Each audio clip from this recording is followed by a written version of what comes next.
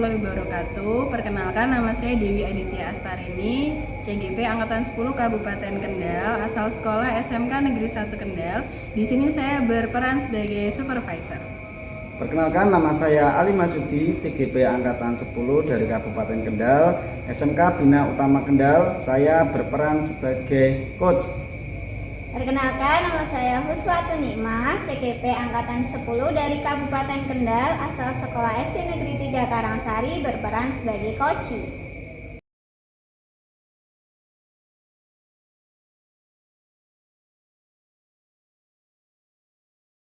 Selamat pagi Pak Ali, bagaimana kabarnya Pak? Jadi alhamdulillah. Terima kasih ya Pak sudah meluangkan waktu. Kita ngobrol sebentar ya Pak. Paling nggak lama, cuma 10 menit. Sebelum Pak Ali melakukan sesi coaching bersama teman-teman. Baik, jadi terima kasih juga atas waktunya. Oke Pak Ali, sebentar lagi kan Pak Ali akan melakukan sesi coaching bersama teman-teman. Saya rasa ada beberapa hal yang perlu Pak Ali persiapkan atau perhatikan mengenai prinsip-prinsip coaching, yaitu kemitraan di mana antara coach dan coaching itu setara. Jadi tidak ada yang lebih tinggi atau lebih rendah posisinya. Kemudian coaching adalah suatu proses kreatif di mana dalam prosesnya orang yang digunakan perlu berpikir ke dalam dirinya untuk mendapatkan kesadaran diri akan situasinya. Prinsip yang terakhir adalah memaksimalkan potensi di mana percakapan yang dilakukan perlu diakhiri dengan suatu rencana tindak lanjut. Nanti itu akan diputuskan sendiri oleh rekan yang di coaching oleh Pak Ali. Nah, 3 prinsip coaching ini perlu Pak Ali perhatikan dalam praktiknya nanti. Ya Bu Dewi, saya akan berusaha nantinya untuk menerapkan ketiga prinsip. Oke Pak Ali, selain 3 prinsip tersebut, ada juga 3 kompetensi inti yang harus Pak Ali kuasai sebelum melakukan percakapan coaching. Yang pertama adalah kehadiran penuh ya Pak Ali. Di sini Pak Ali harus menggunakan yang sama, kemudian menjadikan diri sendiri itu secara penuh sehingga apa yang disampaikan oleh coach itu bisa disampaikan dengan refleksi dan nyaman. Pak Ali sudah mengetahui belum mengenai 3 kompetensi ini? Ya Bu Dewi, saya sudah mengetahui kaitannya kompetensi ini. Pertama, untuk kehadiran penuh berarti saya harus bisa hadir untuk kepada coach, kaitannya dengan badan, pikiran, hati, suara saat sedang melakukan percakapan. Kemudian ada juga yang kedua itu adalah mendengarkan secara aktif. Nah, mengenai kompetensi yang kedua ini apa yang Pak Ali tahu? Kompetensi yang kedua ini saya harus menyimak atau mendengarkan secara aktif. Elemen pertama yang perlu diperhatikan adalah menangkap kata kunci yang terucap oleh coach nantinya. Iya, selesai Pak Ali. Yang kompetensi ketiga ini juga tidak kalah penting, yaitu mengajukan pertanyaan yang berbobot. Nah, pertanyaan yang diajukan ini harapannya bisa mengajak orang yang di-coaching oleh Pak Ali dalam hal ini dari coaching untuk bisa memunculkan ide-ide dalam sesi coaching kali ini nanti. Kompetensi dari 3 kompetensi Pak Ali itu ingin saya membantu mengembangkan kompetensi yang mana? Sebenarnya saya ingin ketiga-tiganya berdiri, tapi saya ingin mencoba untuk berusaha satu kompetensi dulu, yaitu kompetensi tentang pengajuan pertanyaan yang berbobot. Iya, oke. Saya setuju sekali Pak Ali ya, mengajukan pertanyaan berbobot merupakan salah satu kompetensi yang akan membantu dalam percakapan coaching tersebut. Nah, kompetensi ini tuh perlu sekali untuk dilatih secara terus-menerus. Lalu menurut Pak Ali, bagian mana yang nanti Pak Ali inginkan untuk saya amati? Jadi nanti Bu Dewi, saya ingin nantinya bisa mengamati kaitannya dengan pelaksanaan coaching nanti saya, kaitannya dengan proses khususnya nanti dalam membuat pertanyaan yang berbobot itu seperti apa. Oke, Pak Ali, saya tadi sudah menangkap apa yang Pak Ali sampaikan. Jadi nanti Pak Ali ingin saya mengamati tentang bagaimana Pak Ali mengajukan pertanyaan. Nah, menurut Pak Ali, bagaimana pandangan Pak Ali sendiri terhadap apa yang kita kembangkan? saya sih bagus sekali ya Bu ya mengenai prinsip dan juga kompetensi yang akan dikembangkan nantinya. Saya rasa juga bisa menerapkan ketiga kompetensi tersebut, maka kemampuan untuk mengembangkan ini harus bisa menggali ide-ide baru yang nantinya dari coaching itu pada saat penyampaian. Nah ini apakah berdampak baik terhadap pengembangan dirinya nanti pada saat coaching? Oke, betul sekali Pak Ali, saya juga setuju dan sependapat mengenai hal ini. Nah, terus nanti setelah proses coaching ini nanti, apa harapan dari Pak Ali? Saya berharap setelah pelaksanaan ini nantinya saya bisa mengetahui kelemahan atau kekurangan saya selama proses observasi atau pengamatan yang berlangsung, sehingga saya nanti dapat memperbaiki kekurangan atau kelemahan tersebut untuk kedepannya lebih baik lagi. Oke, baik Pak Ali, saya rasa sudah cukup ya pembahasan kita kali ini. Semoga sesi coaching nanti bersama Bu Nima dapat berjalan dengan lancar sesuai yang Pak Ali harapkan. Baik, terima kasih juga Bu Dewi atas waktunya dan arahan serta dukungannya. Oke, sama-sama Pak.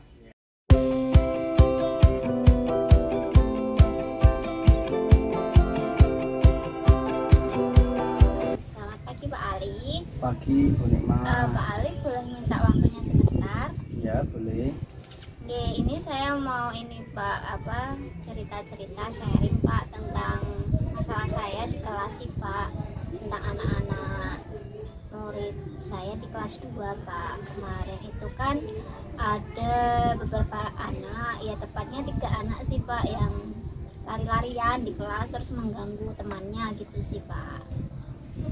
Baik Bu, jadi siswanya Bu Nikmah ini pada saat di kelas sedang berlari-larian. Oke. Terus kira-kira yang mau diceritakan lebih lanjut kaitannya dengan siswa Ibu ini bagaimana? Apa yang mau disampaikan? Oke. Ini sih Pak, kan di kelas tuh ada 3 anak itu. Pertamanya sih 1 anak dulu yang lari-larian, terus kemudian 1 anak itu ngajak 2 anak lari-larian terus bermain sendiri. Itu posisinya tuh ketika saya sedang memberikan tugas di kelas gitu kan Pak. Setelah materi yang saya sampaikan, saya berikan tugas. Nah, anak-anak yang lari-larian ini nggak sekedar lari-larian, ya bermain, terus kadang kayak ngusilin temennya. Jadi temennya itu merasa terganggu gitu Pak. Terus akhirnya laporan ke saya, kalau Bu itu si A kok lari-larian terus gangguin aku, jadinya aku kan nggak fokus, bilangnya si anak yang lagi mengerjakan tugas seperti itu. Jadi karena lari-larian itu anaknya jadi nggak fokus gitu ya, karena terganggu. Iya, Betul, yang lainnya merasa terganggu. Nah, kira-kira untuk percakapan yang akan kita bahas pada hari ini itu Bu Nikmah yang kaitannya yang dapat mau disampaikan atau kaitannya dengan proses coaching ini, Bu Nikmah apa, coba dijelaskan secara rinci. Oke, jadi nanti kan ini Pak, saya itu tujuannya ingin membantu si anak tadi itu yang kurang fokus ya Pak ya. Jadi lebih fokus lagi, terus lebih bisa menghargai orang lain, terutama temannya yang lain. Terus dia tuh kayak punya kesadaran diri di kelas itu, posisinya dia itu sebagai apa. Terus dia itu juga bisa tahu, oh di kelas waktu guru memberikan tugas atau pekerjaan itu tuh dia apa yang harus dilakukan, terus apa yang tidak boleh dilakukan. Seperti itu sih Pak. Nah, berarti di sini Bu Nikmah perlu kaitannya dengan solusi dari permasalahan yang akan dibahas ya, begitu ya? Ini solusi dari permasalahan yang akan kita bahas ini. Nah, menurut Ibu untuk kaitannya tujuan dari apa yang kita bahas ini bagaimana? Ya itu tadi Pak, saya ingin membantu biar si anak itu lebih punya kesadaran diri untuk memanage dirinya agar bisa fokus ke pembelajaran kembali. Terus setelah itu anak juga bisa lebih menghargai atau menghormati teman yang lainnya yang sedang mengerjakan tugas. Jadi itu si anak tuh biar ini apa kemampuan kesadaran dirinya tuh meningkat, terus manajemen emosinya yang mungkin tadi mengusili temannya tuh lebih dihilangkan lagi gitu, biar tahu oh cara menghargai satu sama lain tuh kayak gimana gitu sih Pak. Berarti kan intinya ini nanti supaya anak memiliki kesadaran diri ya Bu ya, supaya mungkin pada saat proses bermain atau dan sebagainya tidak mengganggu yang lainnya, karena apalagi pada saat di jam pembelajaran kan begitu, sehingga bisa mengganggu fokus dari teman yang lain. Nah kira-kira dari kesadaran diri yang baik, pengelolaan emosi yang baik, untuk gambaran yang seperti apa Bu Nikmah yang diinginkan? Ya yang anak itu satu ya Pak, bisa fokus kalau guru lagi menjelaskan atau guru lagi memberikan tugas, itu si anak juga tanggung jawab sama tugasnya, menyelesaikan tugasnya. Terus anak itu tahu posisinya di kelas, sebagai murid tuh harusnya ngapain saja tugasnya. Terus anak tuh bisa mengerti oh mana nih yang boleh dilakukan dan mana nih yang nggak boleh dilakukan dalam hal kaitannya menghargai orang lain, gitu sih Pak.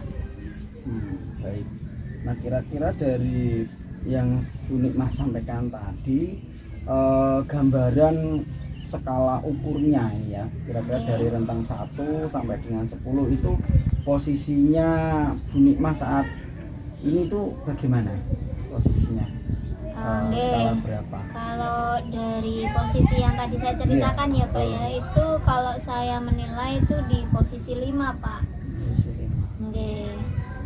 Nah kira-kira dari posisi 5 itu dengan gambaran yang seperti tadi yang sudah diceritakan Bu. Nah kemudian Bu Nikmah itu pengen ke posisi berapa, ada peningkatan enggak kira-kira dari 5 ke di rentang ke 10 itu, kira-kira ada mau peningkatan ke berapa? Kalau yang saya inginkan ya Pak, itu sih nggak terlalu muluk banyak ya Pak ya sekitar di angka 7 lah Pak. Mengingat kalau 10 tuh kok kayaknya belum maksimal, kalau saya harus ke 10, jadi ya mentok di 7 aja dulu Pak. Di 7 dulu ya berarti ya? Kondisi ideal. Terus kaitannya rencana ibu nih ya tadi yang 5 kemudian menjadi 7. Nah kemudian kira-kira untuk mencapai ke 7 itu hal-hal yang dilakukan oleh Bu Nikmah itu sendiri bagaimana?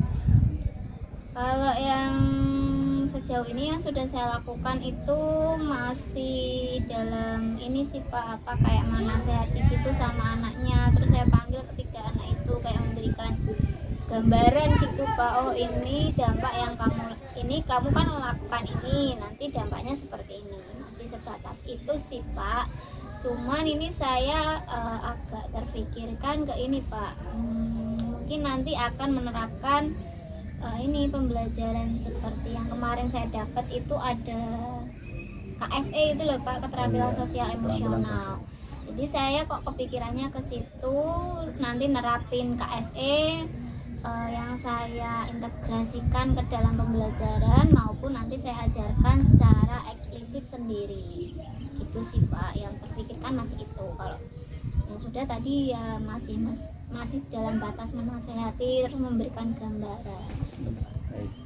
Berarti kan karena kemarin Bu Nikmah mendapatkan pengalaman yang baru kaitannya dengan KSE, mungkin juga perlu ditanyakan, coba mungkin nanti Bu Nikmah apakah anak tersebut, murid tersebut yang tadi melakukan istilahnya gangguan atau pada saat pembelajaran yang lari-lari tersebut sehingga murid yang lain terganggu. Nah coba mungkin bisa ditanyakan lagi juga untuk mendalam kepada murid tersebut apakah itu sudah sesuai dengan kesepakatan kelas, karena kan mengganggu itu apakah masuk dari kesepakatan kelas seperti itu. Gitu. Nah terus untuk Bu Nikmah sendiri kira-kira kemungkinan apa saja yang akan dilakukan selain tahap yang tadi Bu Nikmah jelaskan? Iya, kalau melihat ini ya keaktifan 3 siswa itu kan kalau dilihat secara langsung itu kayaknya 3 anak ini energinya itu kan banyak di fisiknya ya Pak. Jadi kok saya kepikirannya untuk ini menerapkan pembelajaran berdiferensiasi, di mana nanti anak di kelas saya itu di kelas 2 itu saya bagi berdasarkan gaya belajarnya. Nah 3 anak ini kok lebih mengarah ke arah kinestetik. Meskipun demikian, tapi saya juga nantinya ada penelitian lebih dalam tentang gaya belajar kan Pak di diagnostik awalnya nanti. Jadi saya kepikirannya untuk menerapkan pembelajaran berdiferensiasi yang saya kelompokkan sesuai dengan gaya belajar anak. Dimana nanti saya itu terfikirkannya di kelas memfasilitasi anak itu dengan pembelajaran diferensiasi yang diferensiasi konten sama diferensiasi proses. Diferensiasi kontennya mungkin lebih ke kayak metode permainan gitu Pak, atau menyusun puzzle sebelum ke materi kan Pak, ya materi disisipkan di situ juga sih. Dan kalau prosesnya mungkin anak kayak menyusun puzzle-nya atau mengeksplor lingkungan sekitar gitu sih Pak. Baik, lengkap sekali nih kaitannya dengan rencana penjelasan dari Bu Nikmah kaitannya dengan pembelajaran berdiferensiasi sesuai dengan kebutuhan siswa yang tadi dijelaskan, ada yang ingin konten, kemudian proses dan lain sebagainya. Kemudian dari menurut Bu Nikmah, kira-kira untuk proses dalam kaitannya selain pembelajaran berdiferensiasi tadi kan juga menjelaskan tentang KSE ya, tentang penjelasan KSE. Nah itu kira-kira bisa enggak antara KSE dan berdiferensiasi itu digabung secara prosesnya, kemudian anak dalam pelaksanaan pembelajaran tersebut sehingga anak melakukan sesuai dengan tujuan yang diharapkan oleh Bu Nikmah kan gitu. Nah jadi menurut Bu Nikmah untuk rencana atau berikutnya kaitannya dengan keterlaksanaan ini tuh bagaimana? Kalau saya sih ini sih Pak salah satu dulu mungkin ya Pak ya, karena kan itu juga belum pernah saya lakukan. Jadi yang saya prioritaskan mungkin lebih ke pembelajaran diferensiasi dulu Pak. Jadi nantinya kalau pembelajaran diferensiasi kok sudah berhasil, maksudnya diterapkan terus si anak fokus gitu kan, jadi nanti saya juga akan terapkan lagi tambahi KSE-nya gitu Pak. Jadi nanti harapannya si anak juga lebih fokus lagi, terus lebih punya kesadaran dirinya untuk mengelola emosinya, terus tahu bahwa posisinya tuh di kelas sebagai apa gitu Pak. Baik, luar biasa sekali ini Bu. Berarti kaitannya dengan implementasinya nanti berusaha menerapkan secara bertahap dulu ya Bu ya. Artinya karena ini mungkin pengalaman yang baru juga dan nanti juga bisa dikembangkan oleh Bu Nikmah itu sendiri. Kemudian untuk komitmen Bu Nikmah dalam pelaksanaan itu sendiri kan tentunya ada pengawasan nih, ada pengawasan. Nah itu kira-kira yang ingin Bu Nikmah libatkan kaitannya dengan keterlaksanaan itu dengan siapa?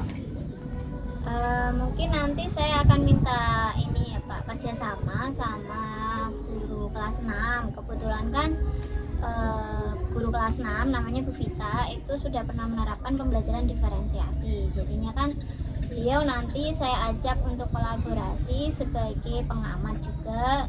Dan sebelum ke pengamat di kelas, saya juga minta kayak semacam saran gitu kan Pak, kelemahannya, kekuatannya ketika saya merancang pembelajaran berdiferensiasi seperti itu sih Pak. Dan jika memungkinkan juga nanti kepala sekolah juga akan saya libatkan. Saya minta konsultasinya bagaimana kalau pembelajaran di kelas saya itu seperti ini gitu Pak. Baik, artinya kan juga melibatkan orang lain untuk kaitannya proses yang Bu Nikmah lakukan sehingga kan nanti bisa membantu ketercapaian apakah yang sudah dilakukan sesuai dengan proses yang diinginkan oleh Bu Nikmah seperti itu. Nah dari yang sudah dijelaskan tadi, masihkah Bu Nikmah mungkin perasaannya seperti apa saat ini dari yang sudah dijelaskan tadi kan sudah menyampaikan persoalannya seperti tadi ada dijelaskan, kemudian juga Bu Nikmah sudah memberikan gambaran nantinya mau melaksanakan kaitannya diferensiasi dan KSE itu sendiri. Nah, kira-kira saat ini perasaannya Bu Nikmah bagaimana setelah menyampaikan? Oke, alhamdulillah perasaan saya sedikit lega ya Pak, karena tadi kan saya pas minta waktu luang Pak Ali di awal itu kan sedikit resah gitu ya Pak, ini gimana sih kok anak 3 ini nggak fokus-fokus gitu ya. Setelah berbincang dengan Pak Ali, berdiskusi dengan Pak Ali, alhamdulillah lega, jadi saya kayak sedikit tercerahkan gitu Pak, bagaimana nantinya saya mengatasinya, terus yang diterapin apa aja itu saya sedikit punya gambaran gitu Pak. Terima kasih ya Pak Ali ya, Ya, sama-sama Bu Nikmah. ini membantu saya dalam diskusi kali ini. Jadi saya punya solusinya nanti biar saya menangani ketiga anak ini bagaimana. Jadi saya punya langkah-langkah ke depannya. Ya, betul. Termasuk mungkin tambahannya juga bisa dilakukan dengan proses ketiga restitusi ya Bu ya. Oke. Ya, seperti itu juga nanti bisa lebih menggali dalam kaitannya dengan anak sebenarnya ada apa kan begitu, kenapa kan anak yang mungkin melanggar kaitannya dengan kesepakatan keluarga. Baik, terima kasih Bu Nikmah sudah mau berbagi pengalamannya. Semoga bermanfaat, semoga nanti bisa diterapkan di kelas panjenengan kaitannya dengan pelaksanaan yang Bu Nikmah rencanakan tadi. Terima kasih. Terima kasih ya Pak Ya, Ali terima kasih, atas Bu waktu Nikmah. luangnya.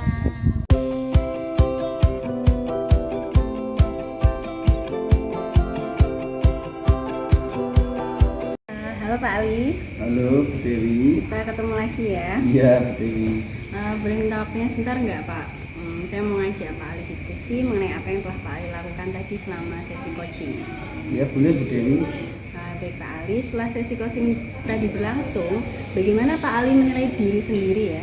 Menilai performa yang tadi Pak Ali tunjukkan selama sesi coaching. Saya merasa diri saya sendiri dalam proses coaching tadi sudah menjalankan proses alur kita. Saya juga sudah berusaha hadir penuh secara utuh dalam mendengarkan secara aktif apa yang disampaikan oleh coaching. Oh iya, oke. Bisa dijelaskan lebih detail lagi nggak Pak mengenai alur kita tadi yang sudah dilakukan oleh Pak Ali? Kenapa kok Pak Ali menilai demikian? Saya sudah berusaha dalam melakukan atau melaksanakan alur kita tadi dengan berusaha menuntun coaching untuk menyampaikan tujuan dari coaching itu sendiri. Saya sudah mengajak coaching untuk mengidentifikasi kaitannya dengan permasalahan, kemudian saya juga sudah mengajak coaching untuk berusaha untuk memaparkan rencana yang akan dilakukan kaitannya dengan tanggung jawab yang akan dilaksanakan. Begitu. Pak Ali, boleh nggak saya menyampaikan hasil pengamatan dari saya? Ya boleh.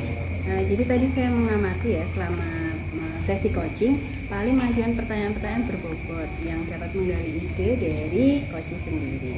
Itu sudah sesuai, bahkan menurut saya lebih tinggi dari standar yang tadi kita sudah bicarakan di awal. Bagaimana pendapat Pak Ali mengenai itu? Ya pendapat saya, menurut saya ya tidak menyangka kalau memang mungkin untuk proses yang saya lakukan itu sudah lebih baik seperti itu.